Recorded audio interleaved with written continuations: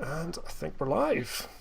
Hello, welcome to episode number 4 of WP Café, a show where we chat with WordPress professionals about challenges, solutions, and ideas around WordPress development for solo and small WordPress development teams.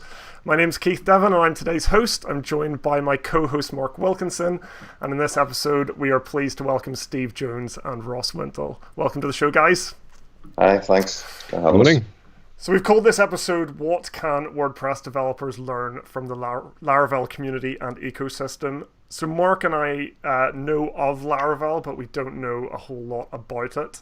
And with Ross launching his Beyond WP newsletter, it sparked the idea of talking about something outside of the WordPress ecosystem and what we as WordPress developers can learn from other frameworks, tools, platforms. As always, we'll be keeping an eye on the comments for questions, so please add them in there. If you've got any questions, we'll put them forward during the show, and we'll do our best to do that live. Otherwise, we'll try to answer things kind of offline for you. So before we get into the nitty-gritty, Steve, can you introduce yourself, please? Yeah, I'm Steve Jones. I'm a musician and coder. I live in London. I'm doing WordPress kind of pretty much full-time since about 2010, and Laravel since I got into it just as it came out, so I sort of really got into it about 2015 or so. So pretty much similar timeline to Ross, I think.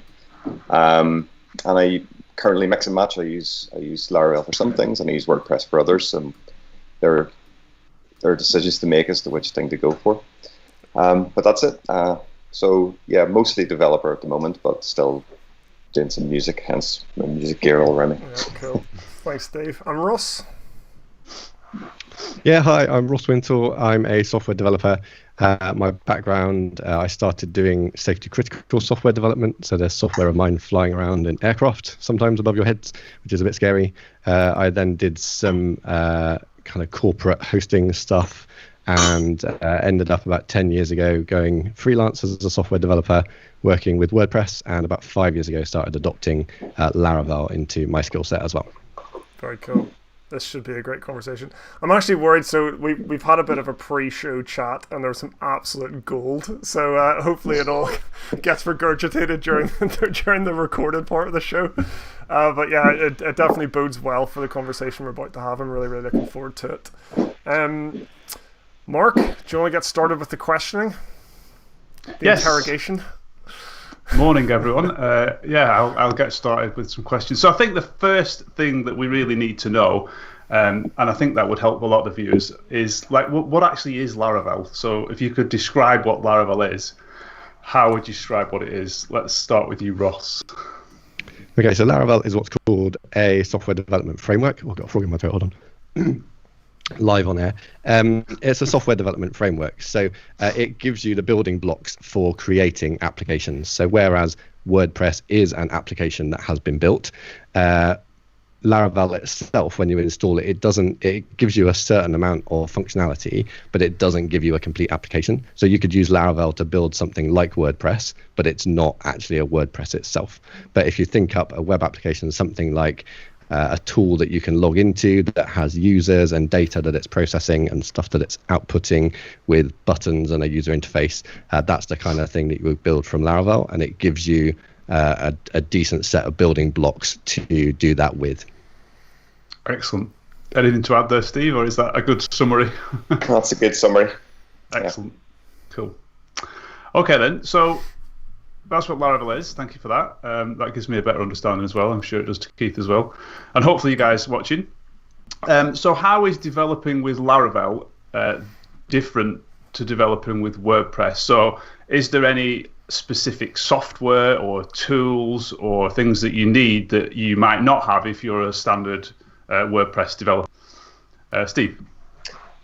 So the WordPress development largely revolves around plugins and themes. So you are developing a custom theme and you are developing plugins. Aside from that, you're just turning various things on and off and using filters to modify what's all the stuff that's already there. So WordPress is this big thing, and it gradually gets morphed into what it becomes at the end. Laravel is none of that. It's just, as Ross says, it's a set of tools and ideas that you have to build yourself. So that is a completely fundamental different starting point. It uses a command line quite a lot in it. It's got a lovely thing called Artisan, which you use to generate what we call models. So I'm building a record store at the moment. At one point, I'll create the model for what a record is, and that'll have properties like the title, the artist, and so on. Yep. But I just build that type of little command, and then I flesh it out, and then Laravel will give me ways to understand how to represent that on the thing. So it's a lot more hands-on. Okay. You do have to do a lot more work to sort of build up your structure, and I think have a bit more of an idea of what you're trying to do. So while WordPress gives you all the tools out of the box, and a lot of third-party plugins and stuff, Laravel, you're pretty much up to you to design exactly how your app is going to behave and how it's going to look. Yeah. Okay. So would you say that you have to understand more like computing and command line stuff, or can anyone have a go at it? It's extremely easy, and the document. One thing I really like about Laravel is actually the documentation is very good. Okay. There are a lot of I always love examples when I'm looking at docs, because at the minute I'm really struggling with WordPress documentation. I have to say, since the sort of Gutenberg era, it's become incredibly confused and messy. I find that really hard. I think Laravel have nailed that. That's one big take home for me. I think you can go to the Laravel documentation, find what you're looking for, see an example. It'll tell you how to use it, and it's really simple, and they've got very good onboarding steps. Okay. And so yeah, it's not. No, I don't think you need to understand computing at all. Okay. So, and there are some that are incredibly simple, like Ross described how there's a whole scaffolding for authentication, and it's one line. You just type in auth roots, and that's it. Everything you need for authorization is done, including, if you need it, some front end templates. So there's quite a lot of hand holding. So when you type that command in, does it like copy some files somewhere, or what does it actually do in the background? Does it? Well, one of the criticisms about Laravel is that it's got this kind of godlike classes behind. So there's some code going on behind that there's no way on God's green earth I could ever understand exactly what's going on under the hood. Stuff happens, and you end up with a whole authentication framework. I don't actually know what happens in the interim. Ross probably would know exactly how that works, but I think WordPress developers are used to that, aren't they? We sort of we use functions and classes and things, and I don't think not anyone knows how to use them, but a lot of people don't exactly know what's going on in the background, but they just know what it does. They know we know what they do, so I think that's fine. Have you anything to add there, Ross? I think the command line generators. If anyone's ever used WP CLI with the scaffold command, you can scaffold a plugin. So if you have used WP CLI, then the command line tools in Laravel are very much like that. Or if you've ever done a create Guten block or downloaded a starter kit or something, then Laravel's generator commands are very much like that. So you say, I want to create a new type of this thing inside Laravel, and it will sort of build the scaffolding of it for you and give you the empty files ready to fill in. And I think the other thing that I'd add is understand it does help if you understand command line and a tool called Composer, which is what's called a dependency manager. I think you won't get very far in Laravel without knowing a bit about how Composer works and what it does. So that's a bit of the initial learning curve. And I think also you probably need to understand the data that you're working with. So Laravel does a great job of helping you create your own database. And one of the big differences, I think, going back to the original question, is that WordPress comes with a database that you can build your own tables if you want to, but it's not the easiest thing in the world to do. Whereas Laravel gives you pretty much nothing in terms of a database. So you have to define all your data models, and you have to define what the database structure is before you can start working with it. And that has the downside that, you need to understand the databases and you need to do that data modeling, which if you're building something that's not a blog or a website, you'll need to do in WordPress as well anyway. And the benefit of the way that Laravel does it in giving you nothing as a starting point is that it doesn't have stuff that you don't need. So I'll quite often use Laravel for building something where I don't need users, for example, or where I don't need posts and pages. Or comments. Or comments, yeah. So rather than going in and turning a load of stuff off that you don't need, I start with a clean slate, and I can build up to only the stuff that I do need. Yeah, that sounds good. I think. Sorry, Keith, are you going to have something? Yeah, no, I was just you're just gonna bring it bring it back up a little bit. Steve and Ross, you've both mentioned the word models, and I assume that is the M in MVC. And I think it's probably worth exploring that idea, because obviously I think a lot of people are uncomfortable with WordPress as a kind of platform because it doesn't use an MVC kind of, what's the right word? I was going to say model, but pattern. Yeah. Can either of you be happy kind of giving a brief explanation of what MVC means, why it's a good way to develop, and why WordPress doesn't use it, or why there's that incompatibility with WordPress? We could probably share this one. MVC stands for Model View Controller. Your model is kind of your data. So I've got a record. So take my example of the record thing. I have a data, this concept of a record. It's got a title, it's got an artist, it's maybe got an image path or something. And then at the end, I've got a view. And the view is at the end of the line, it's what the person will see. So it's literally, this would be maybe a cover of a record with the artist's name underneath. There's my view. And the stuff in the middle that kind of connects them. This is a very simplistic thing, but the middle of it is a controller. Okay. And then they're protected from each other. Model doesn't talk to the view, and the view doesn't talk to the model, but there's this controller in the middle that is able to sort of communicate back and forth. The nice thing about it is that at the end of the line, the views are really stupid. They're dumb. They're just told what to do. They don't have any opinion. They're just set up really nice and clean, and they're just displays.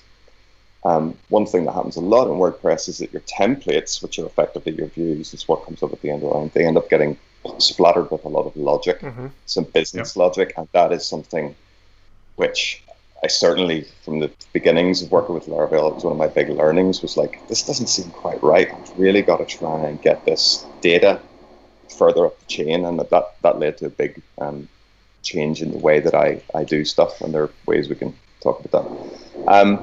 So WordPress just doesn't follow this pattern, really. I don't really get into the weeds, but there are some themes. I'm a big fan of Ruth's theme, because it's a bit like the Laravel of WordPress, in that it comes with just enough tools out of the box to get you up on your feet with a really nice solid set of tools. Yeah. And their latest version is very Laravel-like, in that they've set up these controllers and even that help you to get your data here and just spit it out to your views, so they aren't really worried about logic. So that's a really good thing. So that's my little nutshell. Can I just ask? So you mentioned, and I hear this a lot, there's a lot of logic in WordPress template themes. So you see that with the loop and things like that, I guess. What's wrong with that? I hear that said as a negative thing. Why is that bad? Either of you. I gotta hand it to Ross. Why is that bad, Ross? So just a really good example. I'm working on a project at the moment that has a progress bar. So we've got it's working for a big charity, and they do campaigns, and so they've got a petition or a fundraising goal, and they want to show the target that they're trying to get. So say they're trying to raise £10,000, and then progress bar that shows you how far they've got along. And so you could put all the logic for that in the template, where so you're doing your calculations, so you're getting the data out of the database, and then you're doing the division and processing to work out how much of the progress you've made, and you've got the data for the total, and you've got the data and all that stuff in the template. And the trouble with that is that I might want to reuse that logic somewhere else. So what it's better to do, and if I create another template that wants to have that kind of logic in it, then I need to replicate that in the new template. So what my templates for this look. Oh, lost Ross. It's Ross. Oh no! I think what he's trying to say is it's about doing things once, isn't it, and making sure you only do it once in one place, and then you can reuse it. Well, the idea is I'll give you a good example at the moment. I'm working in this record store, and I am writing many different ways to view. Oh, sorry, he's back. Pick him up. Hi, Ross. Sorry, do you want to carry on, Ross? Back. I have no idea where I dropped out. I'm sorry about that. That's all right. You were just talking about how if you want to have to rewrite everything in a template. So if you wanted to do that, you'd need to copy that logic into all the templates that have it. So my templates on this project, they literally just contain a variable that says like what would be fundraising goal and fundraising progress that just pull the variables out of what's effectively the controller that's doing all the processing and logic.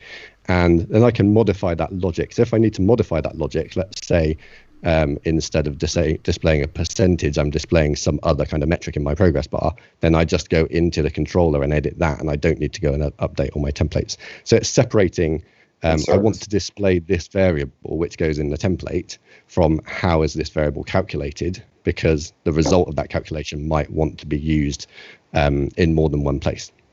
Okay. So I'm just going to flesh that out again. So the example I was going to give you was, I'm doing this thing where you can view, imagine you've got a view selector, a sort of list view, a grid view, and a sort of iTunes kind of swipey left and right, one thing at a time view. To take my records example, you want one view to be a list, one view to be a grid, and one view to be a one by one. If you've got all your logic that dumps the data to your view here, it doesn't matter what you've written to display it at the end of the day. There's no logic in there. I can just write a completely new view to display it completely differently without having to worry about the logic disappearing. So I could split the same record data, like a collection, what we call in Laravel, a collection of records, and they get rendered in a certain way. I don't really like that one. Take it away, write a new view, just go right. Yeah. Just render exactly the same content in a completely different way. So that's why it's what we call separation of concerns. You've got your logic and your data here, and you've got how it looks here. Yep. And they're completely interchangeable and portable and movable. And that is really possible with WordPress too. I mean, again, with Sage theme makes it very easy, but add template, template redirect is your friend. You can do lots of stuff at that point in the process. It's dump stuff out to your views that they don't need to worry about logic. So it's also really handy. Sorry, if I just chip in. So Mark and Keith, I know Mark is more back end and Keith is more front end. Yeah. So this separation of concerns is also really handy because Keith, you can be told, can you build a template, and the bits of information that go in this template are the content and this variable here and this thing here, and you can go away and write your template without having to be bothered about what Mark is doing, and Mark can then go and work on all the logic of generating what the content you're injecting into the template is, and it enables front end and back end to be separated effectively, which is great in a team where two people are doing those two different jobs.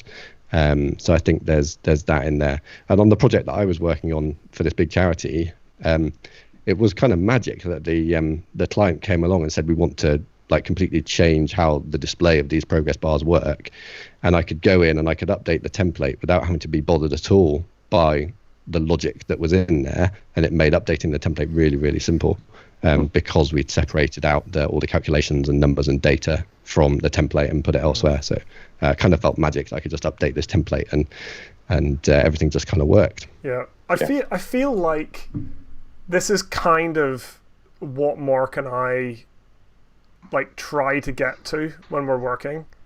I think we do a decent job. We'll write functions that can be reused. Obviously, we try to keep our code as dry as possible.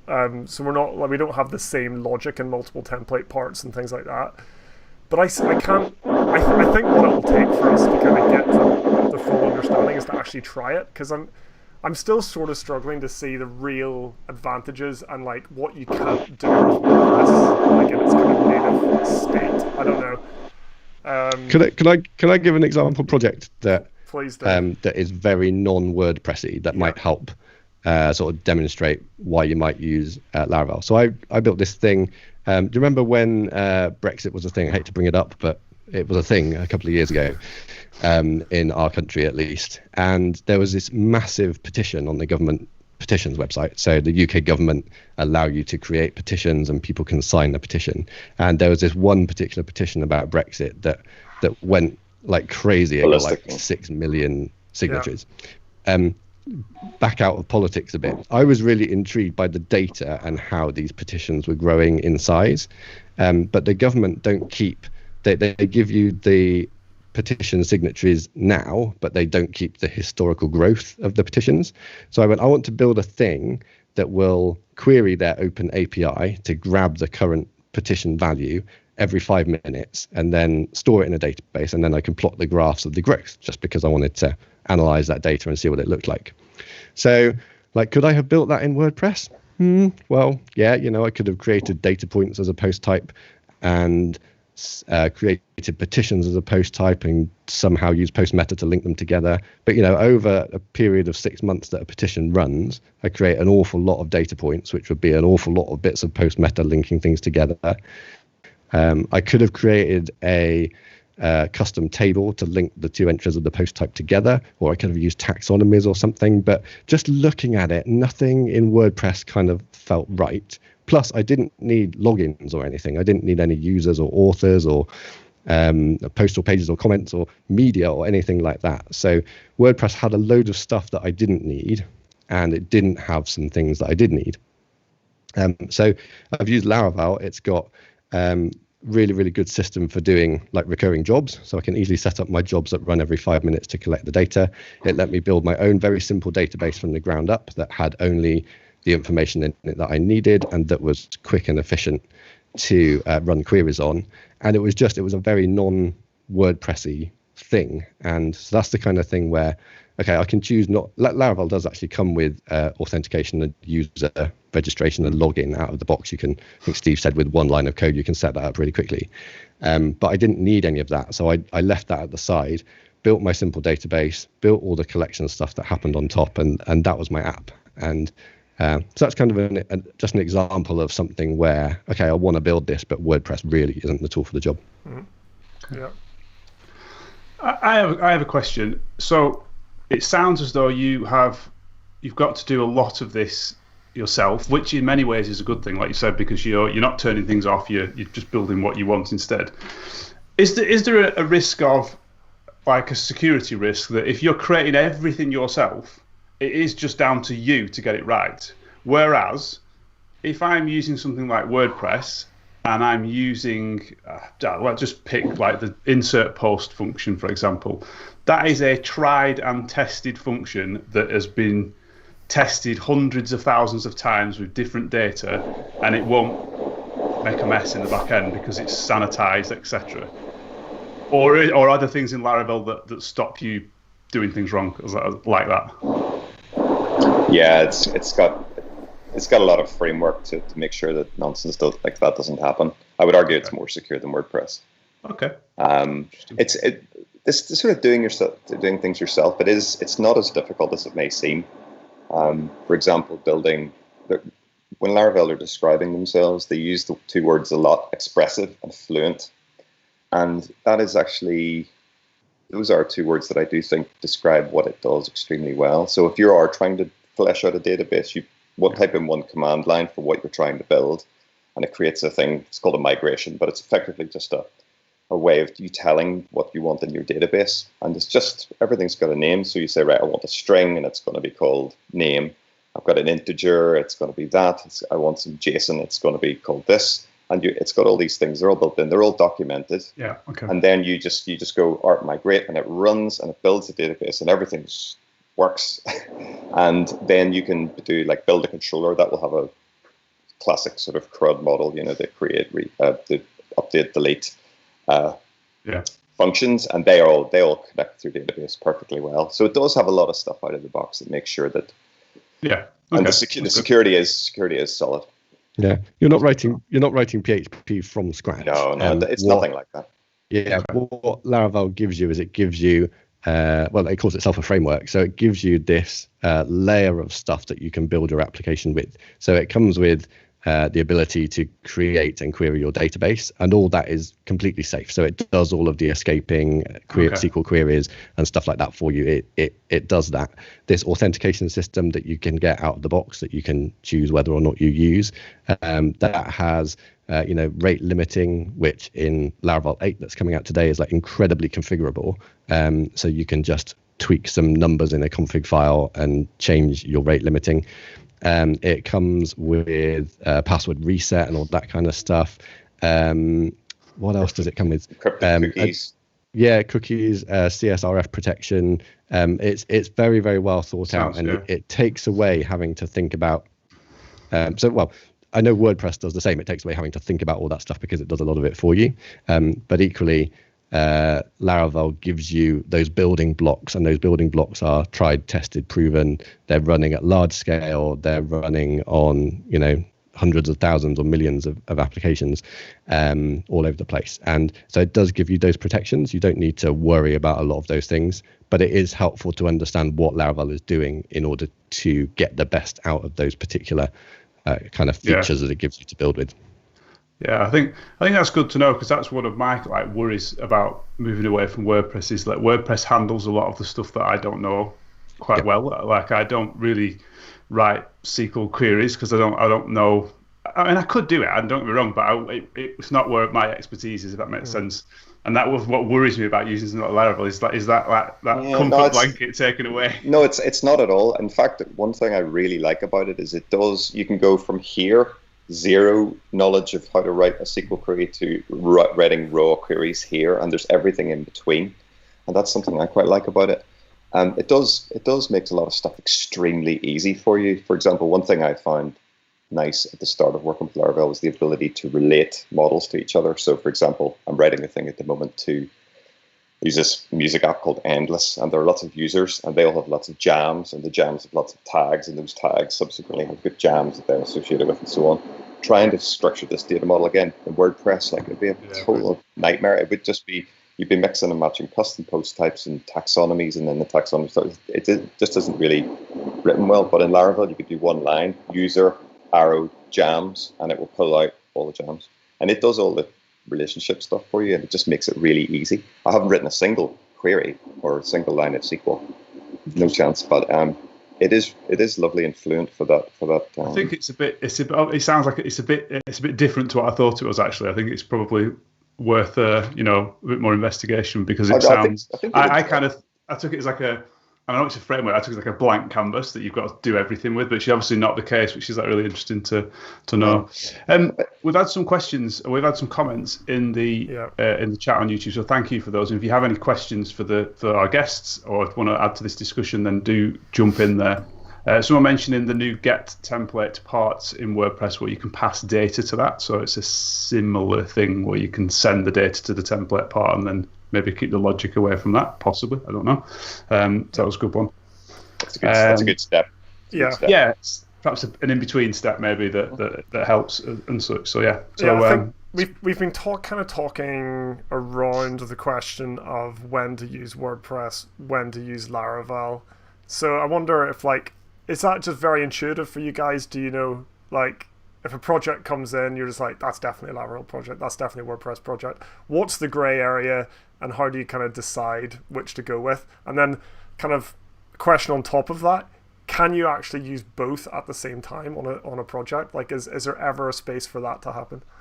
Yeah, Mike just asked that question. I think I might have just started crying. You could, I suppose, for an API, I think. Don't get me wrong, WordPress is great. I really like it. I really love working with it. And because I love React, I like working as a React developer. And so when Gutenberg's just played right into my ballpark, and it makes me very happy. So I would just say, if it's a case where it's more or less a website, or it's a web app, and it's got navigation, and it's got structure, and it's got some users and things like that, I'll probably go with WordPress out of the box and just try and write some saucy plugins. But if there's a little bit more data modeling to do, or like Ross has said, there's just a bit more, I've got to get more hands-on with my data, and the connections aren't just quite set up. But you do get it. I suppose you do get an intuitive sense of it. I've never tried to use them at the same time. Yeah. I don't think I would, actually. Yeah, okay. So if there was a strong data element to a traditional website... Well, I get this. So the thing I'm working on at the moment is a record store. Yeah. The record store is written in React, both admin side and front side. It's using really strong kind of authentication, OAuth thing, API authentication. Writing that in WordPress would have been a nightmare. Writing it in Laravel is one line of code, because they've got this thing called Passport again. That's just a full OAuth server. It's fantastic. I would find that really difficult in WordPress. Yeah. Now the record store, I probably could have written it in WordPress, but then I'd be thinking, right, I want to use WooCommerce for this, but it just is too much you just get a feel where you have to just tweak too much. You have to Absolutely. bend it. You're shoehorning stuff that isn't designed for purpose, and that's when it really starts to wind me up. And I just kind of get a feeling when that's going too far. And in that case, I will maybe consider Laravel. Turns out it has been a ton of work, like, to get this thing up and running, but it integrates with Stripe, like, really at a very low level. And I think, again, writing that in WordPress, it's going to be, you could write a plugin for it or write some low-level code, but it's just not really well set up for it. Yeah, I think the big changing point for me was when the focus of WordPress seemed to change with Gutenberg. That a couple of years ago, Matt Mullenweg, the creator of WordPress, he was talking about WordPress being this operating system of the web that you'd be able to build all sorts of things with it, and everybody would be using it to make everything. And then a few years later on, we're talking about Gutenberg, and we have this site builder and page builder, and it looks like all the things like the Fields API, which was kind of like advanced custom fields but built into WordPress core, ideas of doing that kind of thing all kind of evaporated and have been replaced by this page builder. So I'd very much do the same. If I'm building a website, a business site, a blog, something which has content types and taxonomies, and I'm building the front end display of that, or where using an off-the-shelf theme is really helpful, or even e-commerce. WooCommerce is fantastic, absolutely fantastic tool. That's where I'm going to use WordPress. But I do have these conversations with clients sometimes where they say, I want to build a membership site that sells memberships and allows people to log in and get content for free or paid. And I want this thing to happen over here, and I want admins to be able to do this thing. And all of a sudden I'm thinking, well, there was that big review that Chris Lemmer did of 30 membership plugins a while back, and I could pick any one of those, and it probably wouldn't quite do everything that we need it to. So I'm going to go back to the client. I'm going to say, well, we can use this tool to build your membership site, but we're working within the limitations of what it gives us, and if we want to step out of those limitations, we're going to find we're fighting with it somewhat. And sometimes with those jobs, the simplest of requests becomes a really, really tricky thing because the plugin that you're trying to use to do the thing, like, it just doesn't let you put that bit of information at that page, at that position on the screen, or so it's that kind of thing where I might reconsider, and not necessarily use Laravel, but there are other great content management systems that are much more flexible and allow you to relate content together more easily and build something that you just have that little bit more control over. And I think you do develop a sense over time of which is which. But typically these days WordPress is blogs, business sites, e-commerce, and not trying to push too far beyond that unless I can get the client to agree to the limitations of what the plugins are doing. Interesting. I think I was muted. Okay, we have talked a lot about actually sort of WordPress versus Laravel, and I guess the conversation was almost supposed to more be like, what can WordPress developers learn from Laravel? But before we get to that, so we'll pretend for the last kind of half hour of the show that I'm never going to use Laravel, but what can I learn from it?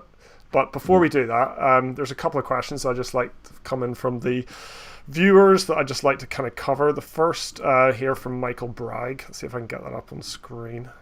Yeah, there we go. So he says, can Laravel apps talk to WordPress? For example, a content/product importer, removing the need for a plugin. Does anyone want to take that? Yeah, I didn't answer the question about could you use WordPress and Laravel together. So I think you can. I mean, I've seen various attempts to do that. I've seen there's a package that lets your Laravel app directly query the WordPress database. So you can have WordPress database and a Laravel database, and a Laravel app which queries both, which is an interesting way of doing it, but that exists. I know you could use the WordPress API, the REST API, to pull content from WordPress into a Laravel app. So you can use WordPress for content management of an application, display that content on a website and web application that's driven by a single instance of Laravel. So that's another possibility. Oh gosh, I forgot the question. What was the question? Can Laravel apps talk to WordPress, removing the need for a plugin? Okay, yeah. So you could you can pull stuff using the WordPress REST API into Laravel, or you could go the other way around. Well, you could also do it the other way around. You could build an API in Laravel for managing your data, and you can pull that across into WordPress. So one thing I've done, I built this stupid thing for my school called Schoolbot, which is a chatbot that you can ask questions like, what are the term dates and what's for lunch today of my primary school. And that's got a Laravel backend with a database that stores all that information in a structured format. And then I built a WordPress plugin, which has shortcodes which let you display the term dates or the meals from today on a WordPress website using shortcodes. And it's pulling that information from a Laravel backend database through a Laravel API into a WordPress shortcode in a template. So you can do exactly that. Cool. Very good. Thank you. And then one last question for now. I'll pull that up on the screen. Oh, I think I just ditched it again. This is from Ashley Redman. He says, thoughts. I am usually a strong user of Timber and or Sage. However, recent projects, I've looked more into Gutenberg and I'm super impressed. Does Gutenberg skew the lines on this? Does anyone kind of... Presumably skew the lines on Timber and or Sage. Yeah, whether you need to use that or can use it, I guess. I think that's what Ashley's asking. So in terms of templating, no, I don't think so. I think you can. So one learning will eventually come to what can you take out of Laravel and pull into like your WordPress development career. One thing I've really learned from Laravel that I kind of was doing in WordPress, but seeing how people did it in Laravel really made it make a lot more sense to me. And I think because of the separation of concerns we were talking about earlier. They do a lot of stuff with partials, so where you break down your parts of your template into quite small components and have them in a hierarchy. And I recently built a WordPress custom theme using the Sage from the Roots project, the Sage 9 template. And all my Gutenberg blocks in there were just little partials. So I think they actually work really well in tandem. That especially if you're building your blocks in sort of backend PHP using something like advanced custom fields, or if you're using something like the Sage templating, the ideas from the Laravel world can really help you see how that can work effectively. Yeah, and actually Sage 10, which is, I'm not sure it's fully released yet, but I did a project with it quite recently just because I've been a big fan of Sage for many years, and I've used it for every project I've built in WordPress for like, I don't know how long, years and years. And Sage 10, it really is starting to look like Laravel. They've really adopted a lot of the Laravel stuff. For example, building all your scripts and everything uses a thing called Laravel Mix, which is a very simple and easy to understand build script. Yeah, I've heard of that. So yeah. It's really, really nice. It's dead easy to understand. And you look at a Laravel Mix thing and it's really, really nice. I highly recommend it. Is that like an equivalent to something like Gulp or Grunt or something? But it's incredibly simple to understand. So if you've got like mix.js brackets, and then that'll compile your JavaScript and all your ES6 or whatever you're doing, then you can put dot. So it is a bit like Gulp, but it's just really nice and it's modern. It's all built. It's like a layer on top of Webpack, but anyone who understands Webpack, good luck to you. Not me. That's I just fill in the stuff. But Laravel Mix is actually a really nice one, and they have got some of the Laravel principles that are helping you get your views a little bit more separated from your logic. And Sage 10 does a really nice job of that. It uses Laravel's templating engine called Blade, and that allows you to pass data into views. It's got a thing called View Composers, which is a really lovely way of, for example, a View Composer would be something like building a navigation bar. You'd have your View Composer, which would just do all the logic and data and pass stuff onto a view just to display your nav. Mm-hmm. It's really hard to explain this, and I'm not going to get into detail, but it's worth a look. And I'm just really surprised by how much of the Laravel kind of engine, especially for front end, that's crept into it. And I think it's crept in because it's good, you know. Yeah. So it's worth if you want to dabble with Laravel in WordPress world, like Sage 10 is probably a good place to start. Yeah. It'll also get you familiar with the Composer world, which we've also discussed there. Yeah. Composer's great, and once you get into that, you'll never go back. You know. So I would say anybody who's curious about these concepts, that maybe dabbling with Sage 10 or even 9 to get into the templating, you'll find that it'll make life a bit easier in certain respects. Has Gutenberg got us? I think we sort of half covered this in a previous question, but has Gutenberg got us closer to the kind of ideal pattern or like Laravel kind of world, or is it? Yeah, because you're just spitting out a view. Yeah. I suppose you could argue that it has, yeah. It's all done in the back end, but then again, the logic and the business side of that is all living elsewhere in plugins. And yeah, I was shaking my head there because if you're building using like pure Gutenberg, then all your data is just stored in your HTML comments in your post content. And I don't know I suppose I don't mean to hate on Gutenberg because it's brilliant at what it does, and the development team are just incredible at what they're doing with it.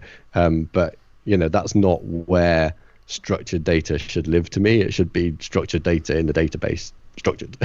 So I still haven't figured out how to update stuff. You know, it's very painful. I use server rendering still because stuff just keeps not updating for me, and I can't cope with it. Yeah, and I think going back to the question about Gutenberg, I think it depends how you're developing your Gutenberg blocks.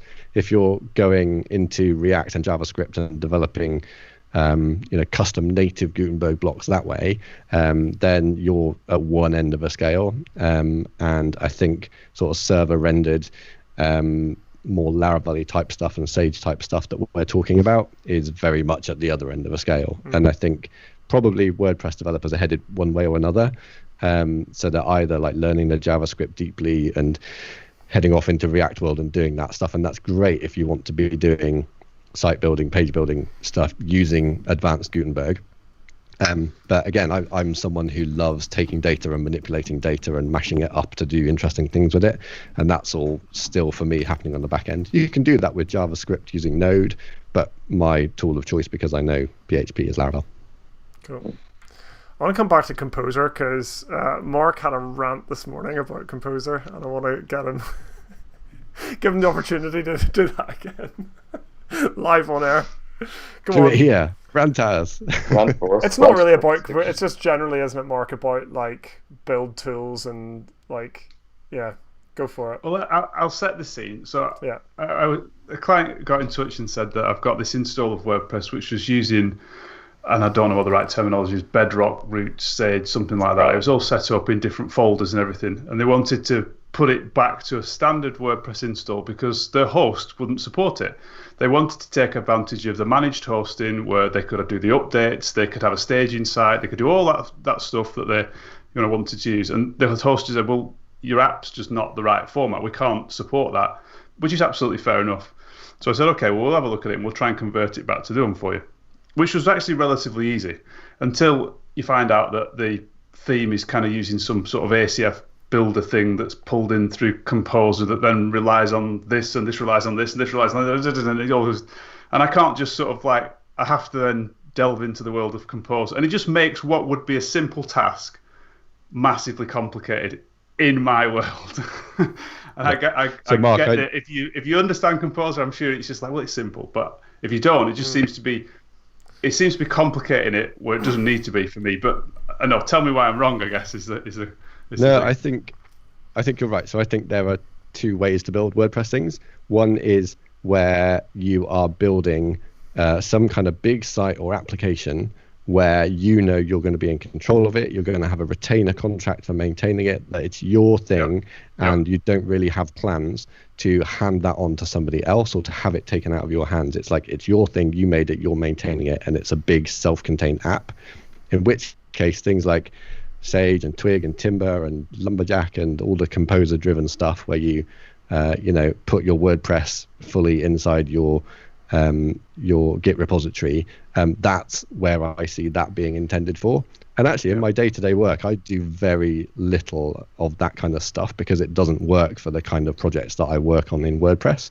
The other way is to say, well, I'm going to build a site for a client. It's a short, 3 or 4 month project. I'm going to build it. I don't know what's going to happen to it once I've made it. Maybe some other developer takes it on. And in that case, yeah, sure, you're going to stick to the WordPress way. I think that's the best thing to do because you're not necessarily going to be maintaining it in future. You don't know what knowledge the person that is going to be maintaining it in future is.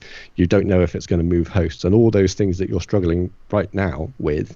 They're all questions. So I think you need to evaluate where you are with those. I think that's a really responsible way of explaining it but I think the problem is that clients aren't told that. So this client will have purchased this site off developer X and Y. They're buying a WordPress website. So why on earth wouldn't I be able to put this on a managed WordPress host that hosts millions of WordPress websites and is well known in the community? They didn't know that. They hadn't a clue. And I think that sometimes is the problem, actually. Yeah, I think that's the fault of the agency doing the build. And my worst case of this on the software. Sorry, I'm saying that's probably the agency building. It's the problem. My worst case of this was I took over maintenance of a small site for a medium-sized charity that had been built on a pro bono basis by a large marketing agency using like their own custom bedrock thing before. That they'd taken one of these packages and then made it their own more. And I had to do the job that you're doing. I had to unravel all of that, and it was a nightmare. And why a pro bono WordPress build for a medium-sized charity was done in that way, I have no idea. I think that was the wrong way to build that particular thing. Yeah, I agree with everything that's been said, and I do feel your pain, Mark. I've been in that position before, but I always check first because the roots build, or if you're doing the roots thing, you need to kind of get your whole thing a level above where you would normally put a directory, just from a security thing. It uses this particular thing, and that can be difficult in certain hosting situations. So I always check first. I say, look, where are you planning to look after this? And I think Ross has summed it up perfectly. Unless you have a really good reason to do it otherwise, just use the kind of standard WordPress thing. You can still use a Sage theme. You don't have to use all the bedrock stuff, but I guess I had to do it for Barry's Bootcamp, which is this big international fitness chain. We built their site originally using Roots and Bedrock, etc. And then they wanted to put it on WP Engine, which doesn't support it. So we had to just revert it. But I don't remember being, I think it's because I built it. I didn't find it hard. It was just like, okay, I've moved that to there and that to there, and that's it, done. Of moving all the folders back to where they should be isn't the problem. Yeah, it was something about ACF. Yeah. But then, which I don't use. And I think coming back to the original conversation, spending some time with Laravel, even if it's just, tinkering in your spare time, just like going, well, how do I install Laravel? What's the command line to do that? What does Composer do when I do that install? How does it work? That knowledge is something that has really benefited me, because now when I'm working in WordPress world on a project that's using tools like Composer or Webpack, or using different kind of structures, or if I come across a project that's built using an MVC type thing like Sage, I can now confidently take that on because I've acquired that knowledge from working outside of WordPress. The other thing that Laravel was my first real introduction to testing, proper testing. Because I'm not going to lie, I didn't do any testing for the first 5 years of my career. I just you just sort of did your best, hoped that it worked, and then if anything went wrong, you fixed it.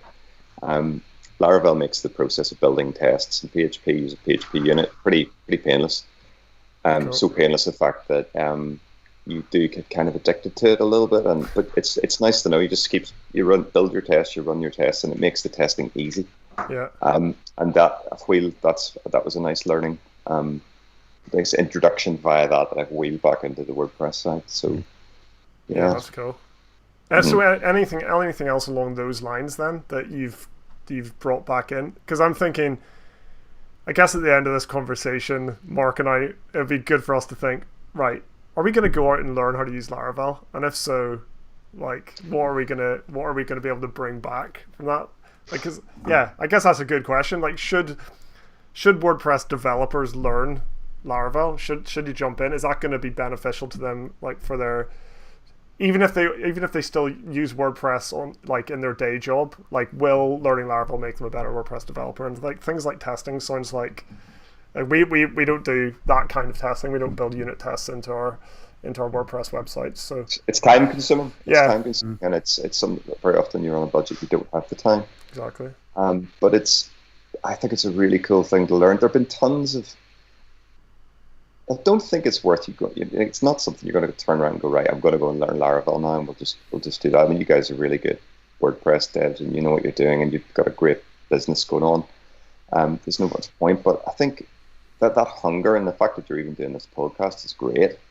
And they're like Ross sounds like somebody who's just embraced loads of stuff from everywhere, and like it things feed in really unusual little places, and I think that makes for really good developers who are hungry to sort of just not diss other things, but sort of say, well, is there something we can learn from this if we look back in? I think you could do a lot worse than look at the Sage 10 thing, because it's like a little bit in between. There's some really nice principles in there, without you getting too sidetracked. But I definitely do think it's worth just dabbling with it and try to do that first installation and just see where you get to. Because honestly, you can have the Laravel like out of the box page up and running in a few minutes, like he said confidently. But honestly, it probably even from a standing start, following their documentation, I guarantee you could have it running in 10 minutes, and then you'll tweak something. It's like a create React app. You can get the create React app running one line of code, and suddenly you run localhost 3000, and bang, it's there. That's another thing Laravel does nicely. It's just out of the box. You could run a local server. It's got a command, artisan serve, and there it is. Your site's there. You don't need to set up MAMP or any like local vagrant box or anything like that. Well, it does help to do that eventually, but just for a bit of tweaking and testing, you can have it running completely self-contained with no additional stuff quickly. So yeah, have a play. I mean, you might be surprised. You'll pick up. I've been haunted for about 12 hours by something that my friend Ian Paulsons said on Twitter last night that I don't know if was related to this conversation at all. I don't know if he was preempting us, but he said something on Twitter a lot. And sorry if I misquote you, Ian, if you're watching. Watching. He said something along the lines of like, don't go chasing the new shiny framework /tool/thing, because like the best thing for getting your job done is probably the old way that you already know. And I want to quote him on that because I think he's dead right. I think like, if you've got work to do, if you've got a project that you need to get on with, then pick the tools you know and go and do a good job of it. Don't get, maybe like you could adopt a small aspect of something that you're bringing in from elsewhere into that project, and each project that you do, maybe you're doing a little bit at a time and learning. Like you guys, you've been doing your Gutenberg block development, you've been incorporating that into projects, and I think everyone in WordPress is doing that. We're learning Gutenberg block development as we go along a little bit. So that's great, but I think there's then this other thing which is what can you try, like, and you need a bit of spare time to do this. I personally have been in lockdown with 2 kids at home, and like I've had very little spare time, so I've not been doing much of this. But if you've got some spare time, go and dabble with something outside of the WordPress world. Go and see if you can create to-do list app in Laravel by reading through the docs, and maybe you just learn a couple of bits of command line stuff as you go, or maybe you learn I'm really keen to like pull tools through from Laravel world into WordPress world. And that's what Beyond WP that I've set up is kind of about. It's about bringing knowledge and tools that I've learned about from being in the Laravel community into the WordPress community. So there's this little tool called Tinkerwell, which is an app I run on my Mac, where I can type code in the left-hand panel and it shows me the output in the right-hand panel, and I can connect it to a Laravel app or a WordPress app. So I can actually, in this thing, I can just like try out WP queries and see what the results are in almost real time. Wow. And it's like it's 12 or 15 quid or something, but it's really good, insanely useful little application. Stuff like that, things like learning what the different SQL apps are. So instead of running PHP, what's it called? PHP MySQL, whatever that thing is that you run in your web browser, actually having a desktop PHP app. MyAdmin.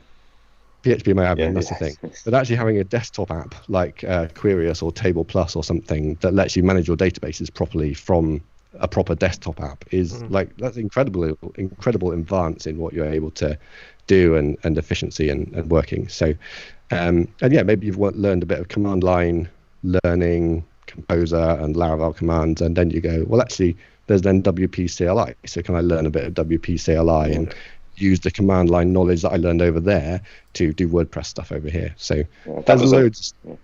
Go on. Yeah, that was something that I didn't go near WP CLI until I got familiar with Artisan, the Laravel command line tool. And then I thought, well, WordPress has got some of this. And actually, once you start using it, it's brilliant. It's really, really great. And suddenly you can just write and save little shell scripts that you can run them once, and it'll just build out stuff that normally takes you a bit of time to do. And I would never have bothered with that if it hadn't been for Laravel.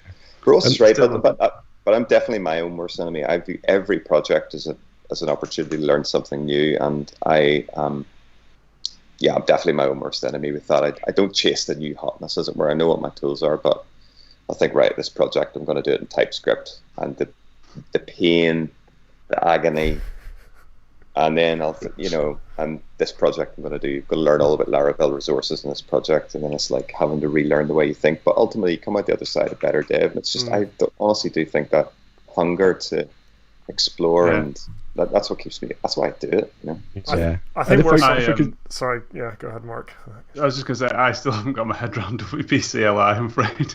I'm going to train you after this. Get on a call with me, and I'm going to show you. Well, we'll take you up on that. I think that's great. I'll tell you exactly. It's like just how to install it. Once it's installed, it might be helpful. Anyway, so I've still got that. But I just wanted to come back because you mentioned something that Ian said there, which is that's my mantra. Just keep it simple. We overcomplicate things so much as developers.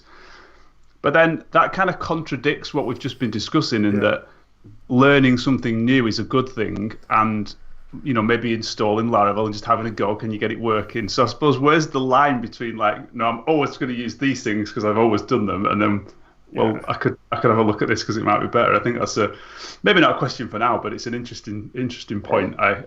There's obviously a line where you've got to say, well, no, I'm gonna look at this and I'm gonna have a look at this new tool because it might be useful. And I think, Mark, I think we're on the wrong side of that line, and I think that's why like conversations like this are so important, because it's really easy, especially for us, just to be insulated, and especially with the kind of WordPress community being sort of shut down in terms of no meetups and WordCamps, and it's really hard to learn from other people. And I think we need to be a bit more deliberate, a bit more mindful about like pushing our development skills forward in these ways, and just taking the plunge a little bit and being curious. And sounds like there's a lot to gain. And if I could get a bit go up to philosophical level a little bit. I think if you're a WordPress dev, I think you can. I sort of did this JavaScript or like other PHP things earlier.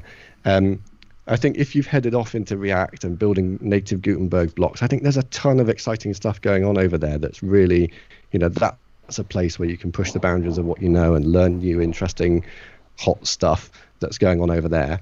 But I think if that's not something that you've stepped into and it doesn't, excite you. Then the other way to go is to step out into what are the other PHP frameworks. Laravel's the big hot one that's going on right now. There are others, and there's other stuff going on in the PHP world. But if you consider yourself a PHP developer and you really struggle with JavaScript, which I relate to a lot, then heading off this way. And the sort of philosophical thing that I get from the Laravel community is there's this enormous buzz. I think if you're a PHP developer in WordPress right now, not to hate on it, because we've said we love WordPress. WordPress is great. It does a great job at the things that it's good for. But I'm just not excited by what's going on in back-end WordPress stuff right now. And over in Laravel world, there's a ton of incredible stuff going on in terms of improving experience for developers, tools like Tinkerwell and Hello, and developments in all kinds of different ways. There's a thing called Laravel Livewire, which basically eliminates the need to use JavaScript at all when building applications. There's just, you can tell from my voice and my actions, it's an exciting place to be. And that's why I'm keen and eager to stay a part of that community and to pull it back into WordPress. Yeah. I can see a YouTube live coming on this. Mark tries to get Laravel working. Let's do it. From start to finish. Very good. Yeah. Oh, dear. Cool. We're gonna wrap up shortly. Few more questions. One big one, but we'll try to keep the questions or the answers succinct, I guess. Is there anything you'd like to see WordPress pull into core from like Laravel? Can WordPress itself learn something from Laravel, and if so, what should that be? Documentation. Make the documentation Nice. not shit, which it is. It's appalling. Yeah. And So it's you're allowed to say impossible to find anything. Yeah, it's terrible. So it'd be great to get the docs up to speed. I'd love that. Yeah, that's huge. Yeah. Ross, anything from you? Sorry, just linking to that, Ross. Sorry, just linking to that. Obviously, WordPress is open source, so everyone can actually get involved with it. Is Laravel open source? Is it paid? Is it? I don't know. Open source. It's entirely open source, but it's supported by some very, very smart people with good business heads on who have developed like paid products and services on the back of it. So it's not going anywhere. There's a team of really good people maintaining it. Taylor Otwell, who's like the creator of Laravel, he's made like $10 million in 10 years or something, and so he's expanding and growing his team and developing amazing new products with that. Cool. And Sorry, what I going to answer the question? Yes, sorry, Ross. Go on. Yeah, no, that was like a curveball that you threw us in the pre-show chat, and I was a bit like, oh well, it kind of depends which way WordPress wants to go. I think if it's going to carry on down the Gutenberg line, then I'd love ACF to be pulled into core or something like it.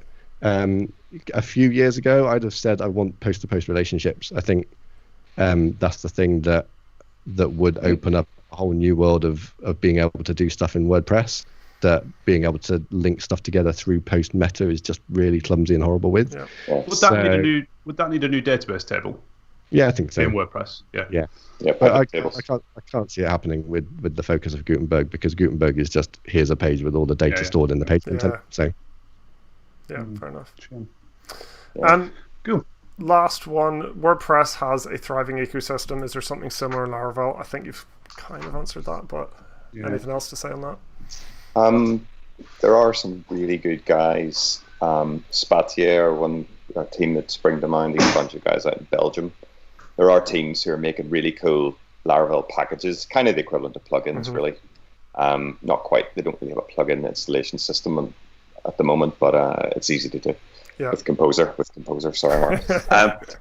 But they are doing some beautiful stuff to take the pain out of some of the other things that are tricky to do, like roles and permissions and media handling and all that kind of stuff. Because you remember, like WordPress that comes out of the box with great media handler and all that. Yeah. Laravel doesn't, but there are packages. So there is a whole ecosystem built around guys who are developing and doing these packages, and they're a lot of open source stuff.